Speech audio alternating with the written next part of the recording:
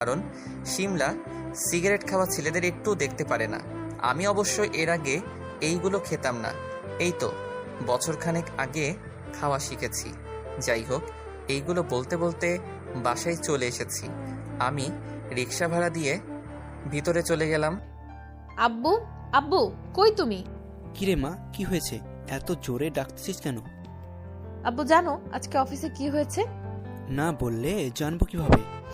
আব্বু আজকে শ্রাবণকে নিয়ে সারাদিন ঘুরেছি, কিন্তু বোকাটাকে একটুও বুঝতে দিই নাই যে আমি ওকে মনে মনে ভালোবাসি। একদম ভালো করেছিস, আমার প্রিন্সেসকে কষ্ট দিয়েছো। আর আব্বু বিকেলে কি হয়েছে সেটা জানো? কি হয়েছে? শ্রাবণ আমার ভয়ে অফিস থেকে দৌড়ে পালিয়ে বাসায় গেছে। অনেক হয়েছে গল্প, এইবার ফ্রেশ হয়ে খেতে আয়। ওকে আম্মু। এরপর শিমলা তার রুমে চলে গেল, আর এদিকে নিচে শিমলার আব্বু বলল, দেখেছো আমাদের মেয়ে আজকে কত খুশি। এরকম হাসি খুশি ভাবে ওকে আমি অনেকদিন দেখি না। এটা তুমি একদম ঠিক বলেছ। আমি আমাদের বাসার ছাদে বসে আছি, হাতে এক কাপ চা, চায়ের কাপে চুমুক দিচ্ছি আর শিমলার কথা ভাবতেছি। আগের ভার্সিটি লাইফটা কতই না সুন্দর ছিল। বারবার ইচ্ছে করে অতীতে ফিরে গিয়ে আবার সঙ্গে কিছু নতুন করে শুরু করি। মানুষ কি তাড়াতাড়ি বদলাতে পারে সেটা শিমলাকে না দেখলে বোঝা যাবে না। যে মেয়ে আমার জন্য বিষ খেতে পারে, আর আজকে সেই মেয়ে ঠিকই অন্য একজনের সাথে সংসার বাঁধতে চলেছে। কেন এলো আবার শিমলা আমার জীবনে ফিরে এলো? এগুলো ভাবতেছিলাম আর আকাশের দিকে তাকিয়েছিলাম। তখনই আমার ফোনে একটা কল বেজে উঠল। আমি ফোনটা হাতে নিয়ে দেখি আইমান ফোন দিয়েছে। আমি সাথে সাথে ফোনটা রিসিভ করলাম। কি মিস্টার মজনু, কোথায় তুমি? ছাদে বসে আছি আমার সবচেয়ে প্রিয় জিনিসের সাথে। তোমার প্রিয় জিনিস মানেই তো চা। এই হাসবি না, আমার তো আর তোদের মতো প্রিয় মানুষ নেই, তাই এই চা একমাত্র সম্বল। বাজে কথা বলে রেস্টুরেন্টে চলে আয়, রিয়াও আছে। আজকে সন্ধ্যা পর্যন্ত গল্প করব। মানে আজকে হঠাৎ করে? কাহিনী গটাই ফেলেছি বন্ধু, তুই আগে আয়, তারপরে তোকে সবকিছু খুলে বলতেছি। আচ্ছা 10 মিনিট অপেক্ষা কর। এরপর আমি আমার রুমে এসে রেডি হয়ে বেরিয়ে গেলাম। একটা রিক্সা নিয়ে আইমানের কাছে চলে এলাম। রিক্সা ভাড়া দিয়ে সোজা আইমানের কাছে চলে এলাম। আসসালামু আলাইকুম ভাবি। শ্রাবণ ভাইয়া, একদম ফাজলামো করবেন না। আচ্ছা সরি। এইবার আইমান তুই বল, কাহিনী কি? আজকে এত খুশি কেন? ভাই কাজ করে ফেলেছি। কি করেছিস আবার? ভাই 1 মাস পরে আমার আর এর বিয়ে। মানে কেমনি কি ভাই? আজকে বিকালে আব্বু আম্মু রিয়াদের বাসায় গিয়েছিল, সকলের মতেই বিয়ে হতে চলেছে। বাহ, এটা তো খুশির খবর। তাহলে এখন তাড়াতাড়ি খাবার অর্ডার দাও।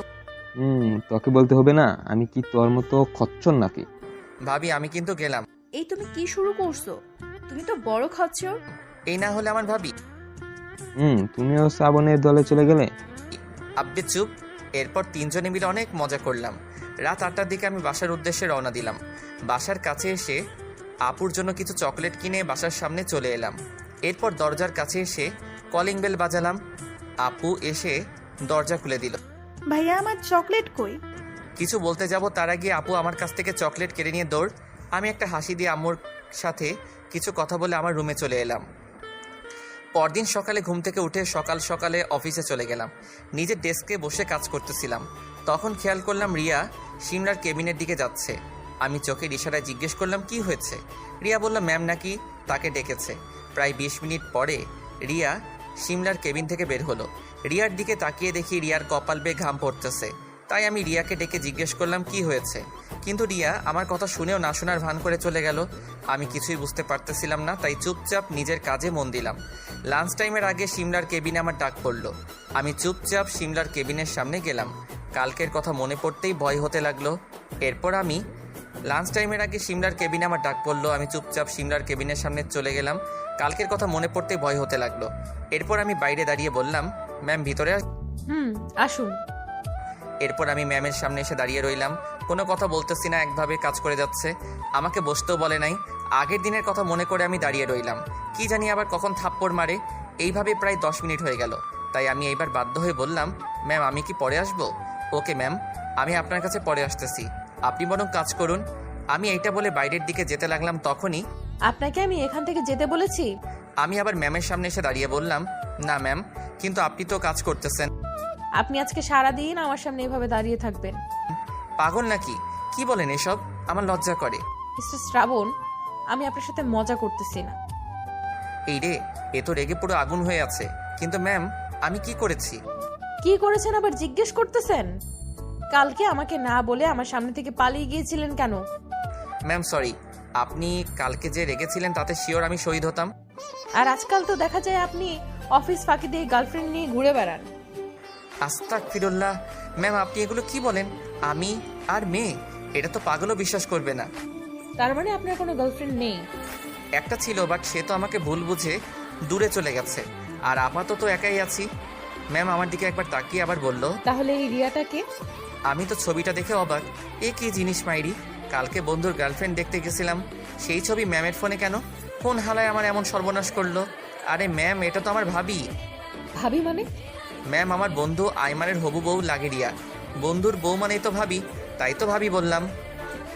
ও শিট, একটা ভুল হয়ে গেছে। কি ভুল ম্যাম? কিছু না, আপনি এখানে দাঁড়িয়ে থাকবেন, এটা আপনার শাস্তি। কোথাও যাবেন না, আমি একটু বাইরে থেকে আসতেছি। কিন্তু ম্যাম আমার খুব